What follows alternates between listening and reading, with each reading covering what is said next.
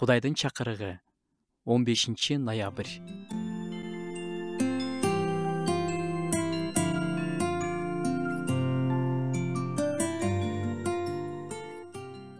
Анткени Кудай бизге коркунучтуу эмес, күчтүү, сүйүүнү жана өзүн өзү башкара билүүнү берүүчү рухту берген.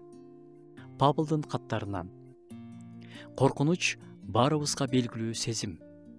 Биз жакыныбызды жоготуудан коркобуз, жалгыздыктан, келечектен, адамдардын ойлорунан коркобуз.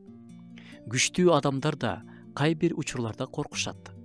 Бирок Кудай бизге коркунучтун рухун берген эмес. Демек, коркунуч Кудайдан эмес. Коркунуч келиши мүмкүн, бирок үстүбүздөн бийлик кылбашы керек. Коркунуч бул реалдуу же оюбузда ойлоп, элестетип алган жаман нерсеге болгон биздин реакция. Кээде коркунуч пайдалуу, ал биздин өмүрүбүздү да сактап калышы мүмкүн. Бирок көбүнчө учурда коркунуч бизди буту колубуздан тушаган чынжыр болуп калат. Корккон адам кыйналат, делет жазууда. Коркунуч кубанычты уурдайт, эрикти тушап, Кудайдын убадаларынан шектенгенге чейин алып барат.